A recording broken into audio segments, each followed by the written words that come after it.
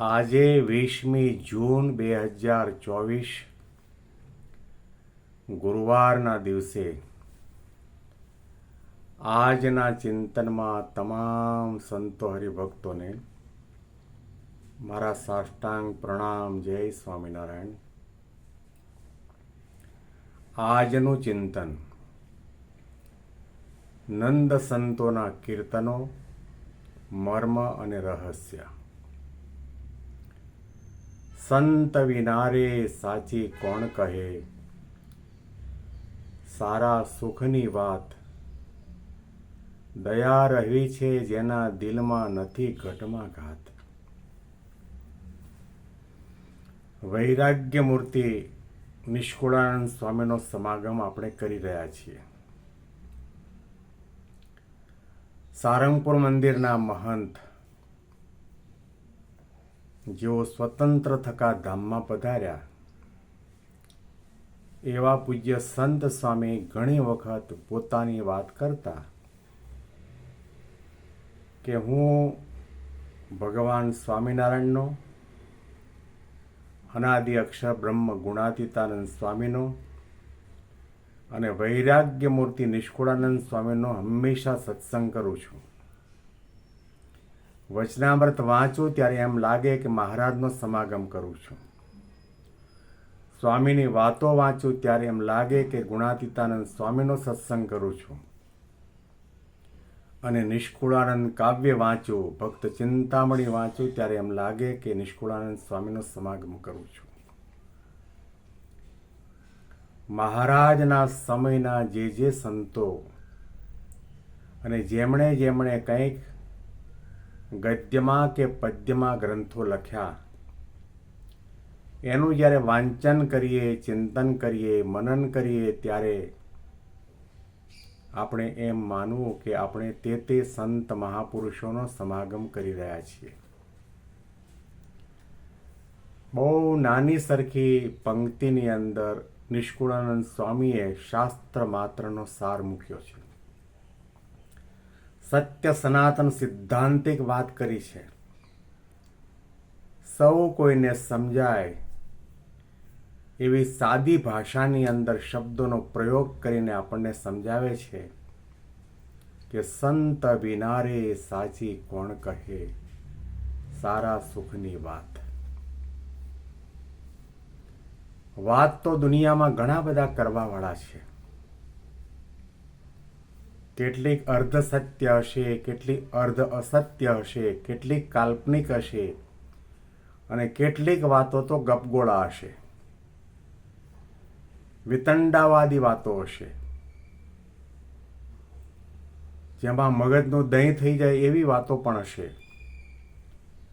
કેટલીક વાતો એવા પણ કરવાવાળા હશે કે આપણા મનને મનોરંજન કરે, હસાવે, આનંદ કિલોલ કરાવે, પણ આપણું અજ્ઞાન ન ટાળે, આપણને અંતરદ્રષ્ટિ ન કરાવે. આત્માની જાગૃતિ માટેની વાતો ન હોય, પરમાત્માનો સાક્ષાત્કાર કરાવે તેવી વાતો ન હોય. વાત શબ્દની આગળ નિષ્કુળાનંદ સ્વામીએ સાચી શબ્દનો પ્રયોગ કર્યો છે. સંત વિનારે સાચી કોણ કહે, સારા સુખની વાત. વાત શબ્દને, વાર્તા શબ્દને વિશેષણ લાગ્યું છે સાચી વાત. બ્રહ્મ અને પરબ્રહ્મના મુખમાંથી નીકળતી વાતો સાચી હોય છે. એમનું ભજન, ભક્તિ, ઉપાસના કરવાવાળા સંતો અને મહાપુરુષો અને હરિભક્તોના મુખમાંથી નીકળતી વાતો સાચી હોય છે. સત્ય સનાતન વાત હોય છે. આત્માના કલ્યાણ માટેની વાત હોય છે. સુખ, શાંતિ અને આનંદનો અનુભવ કરવા માટેની વાતો હોય છે. જગતમાંથી તોડવાની અને ભગવાનમાં જોડવાની વાતો હોય છે. નિર્વાસનિક થવાની અને બ્રહ્મરૂપ થવાની વાતો હોય છે. સંત વિનારે સાચી કોણ કહે, સારા સુખની વાત, સારા સુખની વાત. દયા રહી છે જેના દિલમાં, નથી ઘટમાં ઘાત, નથી ઘટમાં ઘાત. સંત વિના રે સાચી કોણ કહે. કેટલાક પોતાની જાતને મહાવિદ્વાન માનીને શાસ્ત્રોનો આધાર શ્લોકોને મંત્રનો ઉલ્લેખ કરીને ભગવાનની જ વાતો કરતા હોય અને એ વાતોમાં ભગવાનને નિરાકાર તરીકે સાબિત કરતા હોય તો સમજવું કે એ સાચી વાત નથી. અનંત કોટી બ્રહ્માંડના એકમાત્ર કરતા હર્તા પરબ્રહ્મ પરમાત્મા પુરુષોત્તમ નારાયણ હોવા છતાં પણ કેટલાક લોકો ઉટાંગ પુટાંગ વાતો એવી કરે, આ તો પ્રકૃતિથી થયું છે, આ તો બધું ચાલ્યા કરે.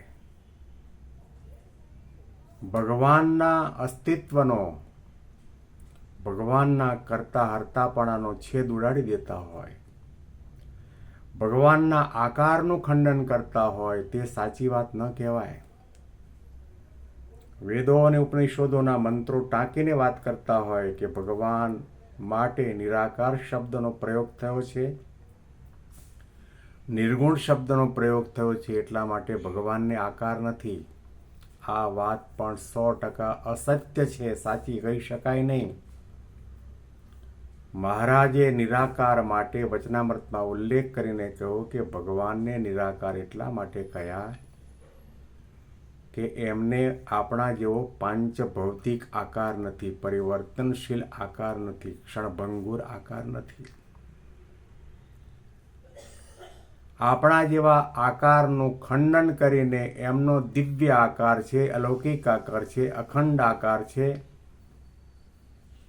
ચૈતન્યમય આકાર છે, એવું સમજાવવા માટે શાસ્ત્રની અંદર નિરાકાર શબ્દનો પ્રયોગ કર્યો છે. સાચી વાત કોણ કરે છે? સાચા સંતો, જેને આત્મા અને પરમાત્માનો આદિ અનાદિકાળથી સાક્ષાત્કાર છે. એવા ગુણાતીત સંતના મુખેથી જ આપણને ભગવાન પુરુષોત્તમ નારાયણનો સર્વોપરીપણાનો નિશ્ચય દ્રઢ થાય. એવા ગુણાતીત સંતના સમાગમ દ્વારા જ આપણને સાચી વાત સમજાય કે મહારાજ સર્વોપરી છે, સદા સાકાર છે, કરતા હર્તા છે, અંતર્યામી છે, પ્રગટ છે, પ્રત્યક્ષ છે, ભક્ત વત્સલ છે, એમની અનંત અનંત શક્તિ રહેલી છે, એનાથી કોઈ પરતત્વ નથી. આ વાત આપણને સમજાવવાવાળું કોઈ પણ તત્વ હોય તો પ્રકૃતિ પુરુષથી પરનું તત્વ અક્ષર બ્રહ્મ છે. અને એટલા માટે જ યોગીજી મહારાજે કહ્યું કે આ પદની અંદર જે કંઈ મહિમા સંતોનો ગવાયો છે એ અનાદિ અક્ષર બ્રહ્મ ગુણાતીતાનંદ સ્વામીનો મહિમા ગયો છે. સંત વિના રે સાચી કોણ કહે,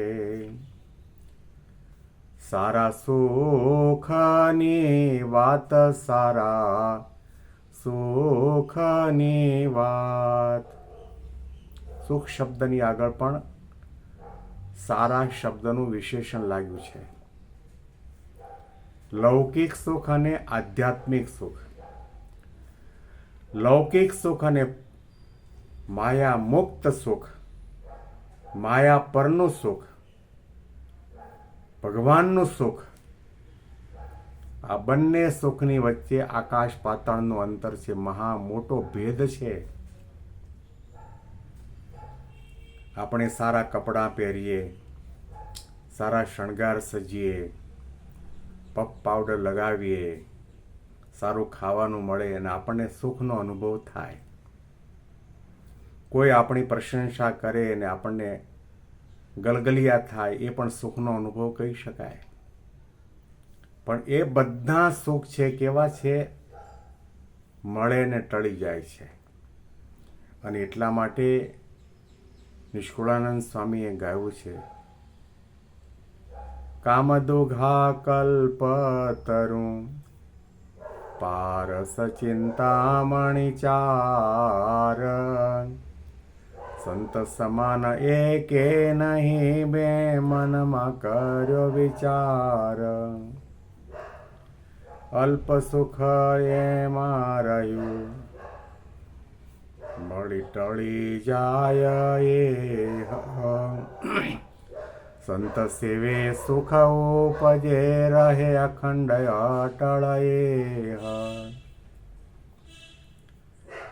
નિષ્કળાનંદ સ્વામી આ પદની અંદર એ પણ કહ્યું કે સાચું સુખ આપણને કોઈ પણ આપી શકે એ સંત છે. સાચું સુખ મળે એટલા માટે સંત આપણને સાચી વાત કરે છે. દેહના સુખ છે, બાહ્ય રીતે આપણને સુખદાયક જેવા જણાય, પરંતુ સુખનો આભાસ છે. જેવી રીતે અંધારા અજવાળાની અંદર દોરડું પડ્યું હોય રસ્તા પર, વાંકું ચૂકું પડ્યું હોય એટલે આપણને દૂરથી એમ લાગે કે ત્યાં સાપ છે. વાસ્તવિકમાં ત્યાં સાપ નથી, પરંતુ દોરડું છે એની અંદર આપણને સાપનો આભાસ થયો છે.